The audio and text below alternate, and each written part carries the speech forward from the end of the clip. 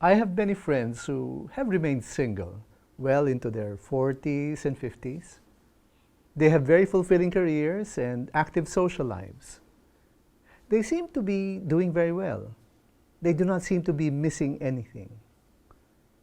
But I do know a few single friends who, at certain points in their lives, have asked that question, why am I still single?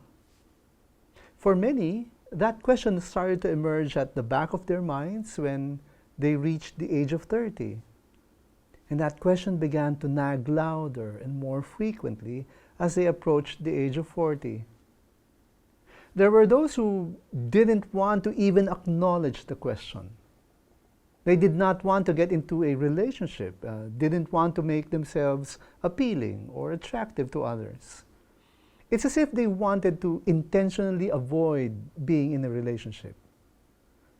But there are those who did want to be in a relationship, who did make an effort to be available to meet people, go out on dates and all. Some ladies had been too picky and turned down practically everyone who signified an interest in them. Some men had also been too picky and never made a move towards intimate relationships with anyone. Some had been involved in relationships, but somehow those relationships turned bad and they had to break up.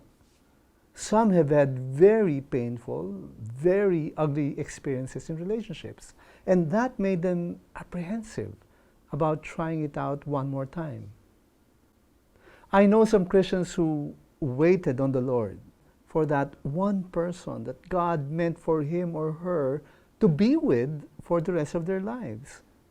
But 1 or 2 decades later, they were still waiting. Nasa na yung the one para sa akin? Kailan kaya siya darating? Now, this is not for everyone, but may I suggest that for some of you, perhaps God may have a special plan for you. As the Apostle Paul explained in his letter to the Corinthians, I want you to be free from anxieties. The unmarried man is anxious about the things of the Lord, how to please the Lord. But the married man is anxious about worldly things, how to please his wife, and his interests are divided.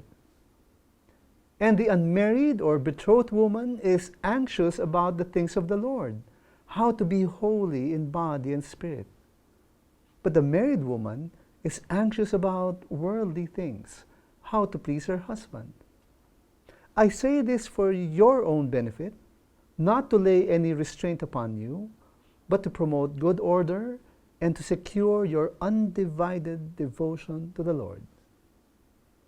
God desires that all of us who acknowledge Jesus as Lord to be devoted to Him, whether you are in a relationship or not, whether you are married or not. But for some of you, God desires undivided attention. That is a special vocation to serve God in greater measure. May you be open to the possibility of a special call to single blessedness.